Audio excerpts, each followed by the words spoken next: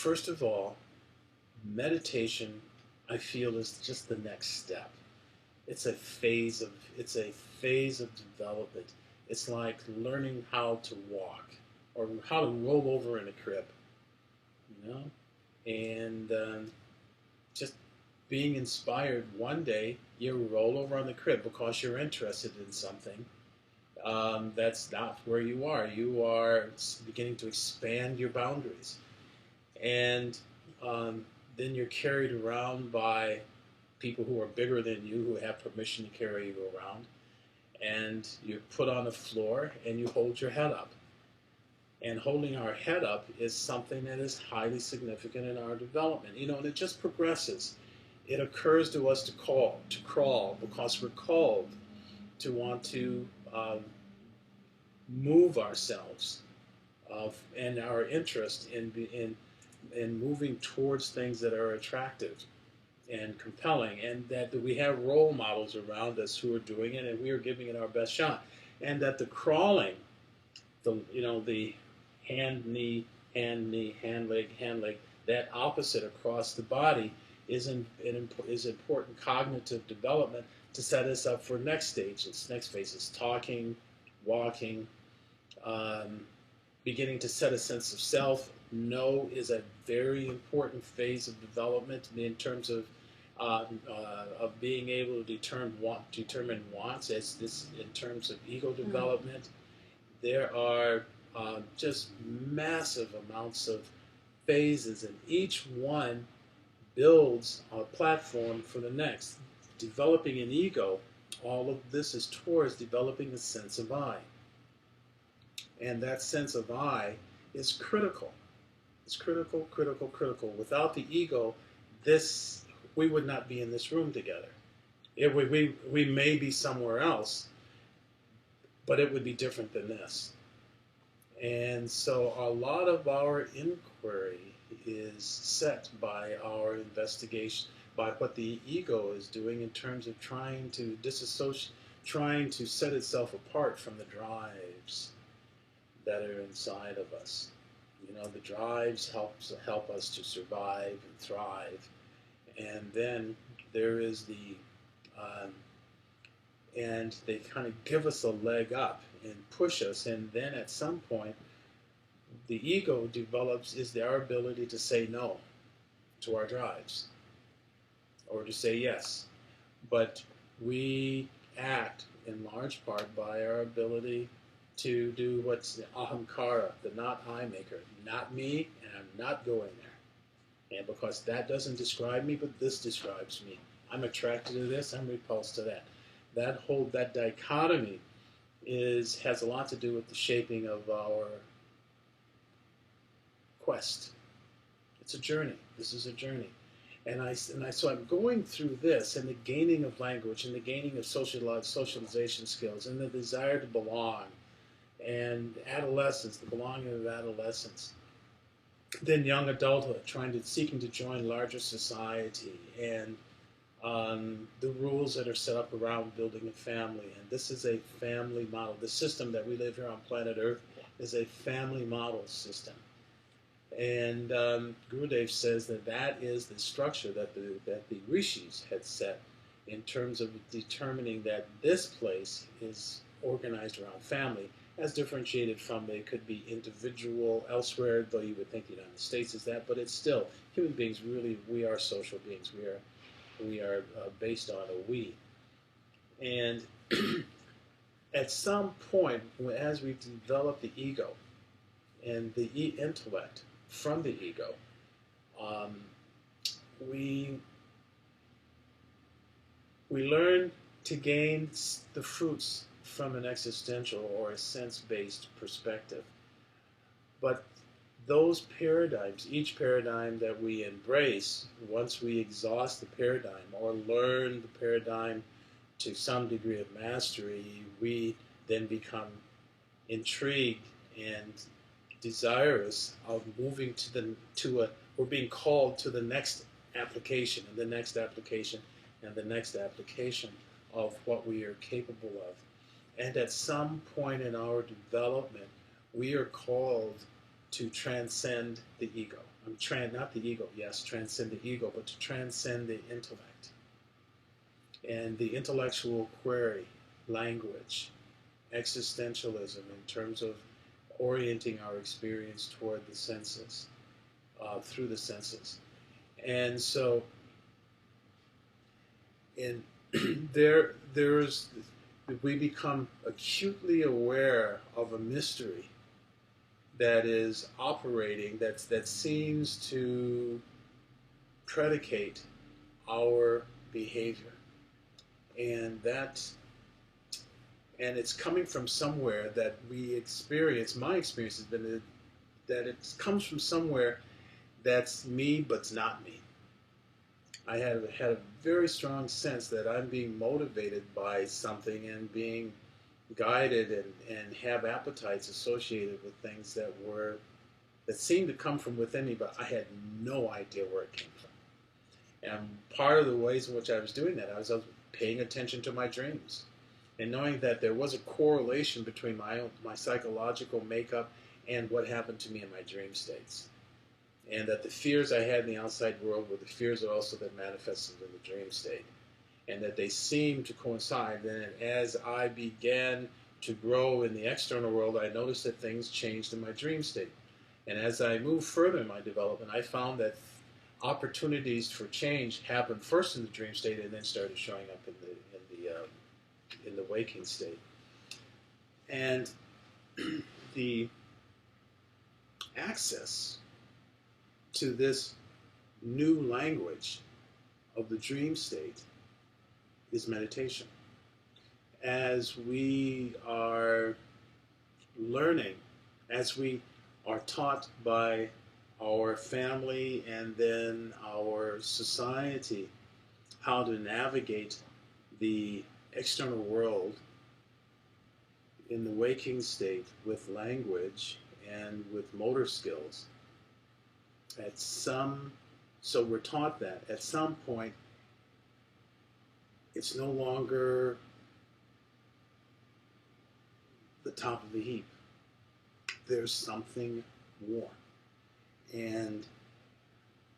but it's where genius sits. It's where genius sits, and so genius sits at the intuitive side of development. If you look at Maslow's hierarchy of needs, or Kohlberg, or Piaget, or Maria Montessori, you look at their phases of development, and you see that there are where we begin to use more and more of our cognitive capability, and that cognition is not necessarily limited by what you get in books. There's something else that informs us. And the yogis say that you even move beyond cognition. But the point that I want to make is that it is, in order to make the next journey, it's not the journey to the next step. It's not the next book that you can read that's going to take you there. It is actually an entirely different vocabulary. And meditation is gaining that skill. You know, we were talking in an earlier session, someone said, quoted Gurudev, you know, we're a traveler, citizen of two worlds, the outer world and the inner world. And we are outer oriented, which is the association that our waking state, consciousness articulating itself through the waking state, is oriented outward. And it uses the various faculties of the mind to explore the gross phenomenal world. And the dream state, which we call the dream state, is where where consciousness is inwardly focused, and our exploration with those same sets of instruments and channels. We explore then the subtler mental impressions, and that's what our dream state is. And that's also where using of higher faculties, the higher faculties of self, because it's the informant that stores, that has access to the storage in the what we call the unconscious or the sleep state, accessing that, and ends up being a broker between the what in Sanskrit is called chitta, the storehouse of sense impressions that comes from the waking state. But there is much more that's stored in the unconscious, and as we look at it and move toward the conscious. And what's really intriguing is this place in between, this dream state. And my exploration is that it's this dream state where we need to go and learn how to be a skillful actor, and how to learn to journey through that dream state and to be able to actually travel into the sleep state and keep a sense of self. And that really is a significant quest. This frontier, as I say in Star Trek space, the final frontier, right? And it's the mind. And it's not a final, it is a continually expanding frontier. And but how do you get into this subtle realm of the dream state? There is such gold, there's so many gifts here. It's like the story of Jack and the Beanstalk, where Jack climbs the beanstalk, and this is the seeds are within us, and certain circumstances bring us to the position where, as Jack and his mother were in poverty, she sends them with the cow, which is the fruit of the land, to be able to get something for them to eat, and he comes back with these beans. And his mother feels that he's been tricked, but these beans are really the seeds of what's next. The seeds have within them a blueprint. See, because all seeds, everything that grows, the information about what's next is inside of that seed, like a corn stalk. Corn.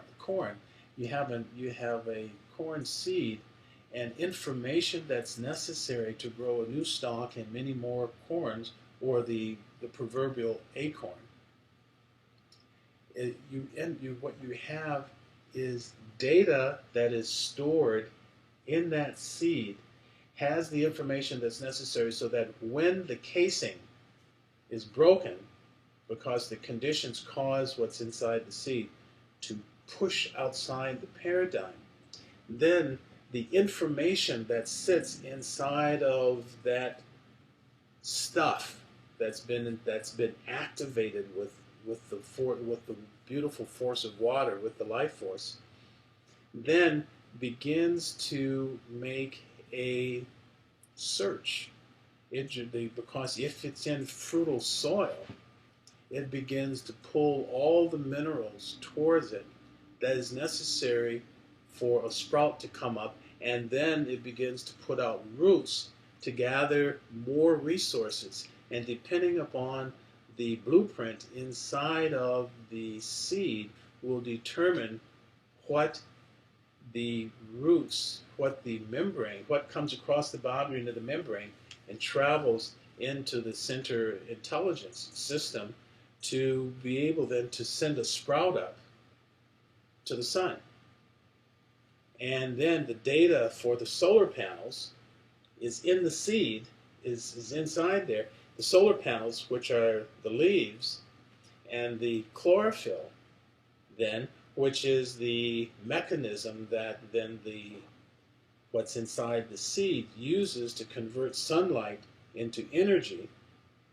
And there's this reciprocity that based on what's in the earth, given enough water so that transformation happens, transportation happens, and then the solar panels, all of that. Now, it's not that the cornstalk or the corn or the oak tree is in the seed.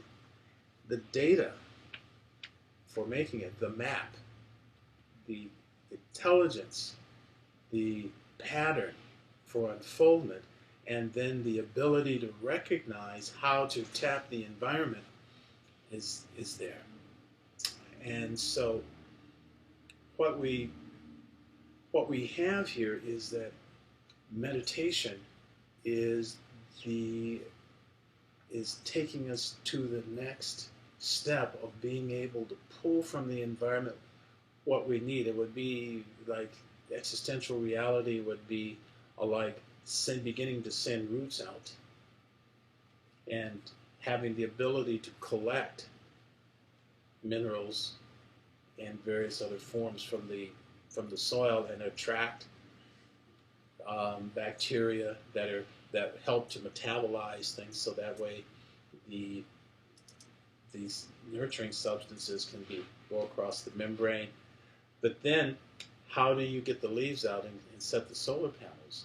And I'm proposing that meditation then is the part that takes us to the next phase. What we need in terms to progress sits in subtler states of mind. And these other, where consciousness then expresses itself through these subtler states. However, we are, you have to, it's important for us to be trained to make this journey. It's absolutely important to me, because all of our training is like setting out roots. And to become interested in, you see, it's going to go up anyway, the shoot's going to go up and the leaves are going to come out. But it's like the tree recognizing that it's a tree. It's us recognizing that we are, if this is a root structure, what is the intelligence that's within us to take us even further? And the knowledge is already there. The blueprint is already set. We are that. We are leaning into it in such an incredible way. But we are using old thinking to try to achieve new outcomes. And so one of the parts of old thinking is, can I get better? Can I do more? What does good look like? What is the end game? What is, if someone else has done it, then can I just memorize what they did and get an A? It so doesn't work that way. Others can inspire us. But as someone who's doing your own practice in meditation, or someone who is wanting to guide others, it's how do you do that? I remember just sitting for years at lectures on meditation, and I was listening, and it's when I went into sabbatical and just spent 24/7 for year after year after year, things started to occur to me, because I was just doing it. I was just meditating. Get up in the morning. I get up early in the morning. Something got me up early in the morning, right? It was not my habit to get up early in the morning. After a while, though, something woke me up and said, sit. So I would sit. And experiments were given to me to do. It was just, and I became curious and began pushing paradigms, and I began realizing that Gurudev, Swami Rama, had been speaking all these truths all along, but I did not know how to hear them. And you're a traveler, a citizen of two worlds. And I go, okay, yeah, yamas and niyamas, okay, got that. But just to sit. I remember one time I remember hearing him say, meditate. Contemplation is that's using the intellect. No, that was someone else who had said that. But the key that he said later, as I began to be able to understand him, is that first you learn to concentrate, then you learn to meditate, then you contemplate. And that really kind of threw a monkey wrench into my whole thinking, because contemplation to me meant intellectual inquiry, and meditation meant transcending the intellect. So how could contemplation be after? But what I realize is concentration, meditation, samadhi, contemplation, with contemplation fitting between samadhi and meditation, and contemplation being after samadhi, that what happens is as you go deeper into your meditation skills, experiments and insights come to you that you then have a double loop learning process. Meditation, contemplation, whoa, meditation, wow, insight, contemplation, apply, meditation, contemplation, boom, push you into samadhi. Samadhi, wow, contemplation, samadhi, contemplation, meditation, samadhi, contemplation, samadhi.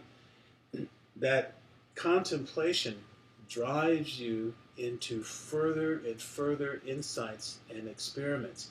Contemplation, processing what you have learned and applying it, conducting experiments in the world, is critical. And it takes the commitment of smriti, or the Sanskrit term for mindfulness, to begin to stay on task. There is a truth that's within you, and it's revealed to you. And so that what you end up with is that the truth sits within you. Okay? So you've got these. When you're born, you've got this sheet. You've got this sheet right here, and it's a clean sheet, and it's got the truth.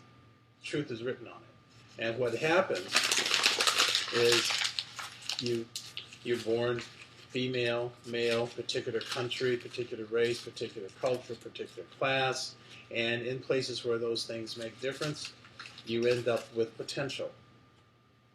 And as you mature and gain language, some of that potential unfolds. And that the life that meditation is saying is that over time, you're going to open up and begin to see the possibilities that were there all along. What's on here was here when it was crumbled. You don't have to look out here for what's in there. What you need to do is to create the conditions to become aware of what is within you. And this is what you offer for meditation, and this is what you're after for your meditation. Doing your own meditation is, how do I put myself in the position to become aware? Become aware. So that, first of all, sitting still. Because to move gets you involved in this. This is what I am, a developed human being who has motor skills, and I am coordinated. So every time you move, you bring yourself back to here. You may be at this place, and then as soon as you move your body, it goes back here. Then after a while, you sit still for a while, and you get back to this insight, and then you scratch your nose, and you go back to here. Okay? And then after a while, you're sitting for a while, and then you think about supper, and you go right back to here again. And that's what the journey. And you know what? This is part of the learning process. I remember I watched people. I started meditating in the 60s and the 70s, and I watched people give up because they said, I can't concentrate. And I hear that to this day. I can't concentrate. Because every time I sit down for meditation, my mind goes off in 100 different directions. You know, that's what it's supposed to do. That's just what it does. We become defeated by the truth. The truth is the mind is all over. The awareness, it's not the mind. Mind is everywhere. That's just its nature. But awareness is popping all over in the mind. This is not a mistake. This is the journey. And you say, hey, just hang out. Don't beat yourself up because you get this and then you get that. This is you. This is this type thing. trying to expand and then coming to the conclusion that you can't get past this, that you're not competent for the journey. Every being has to go through this expansion, collapse, expand, collapse, expand, collapse. You're building muscle. You're just building muscle.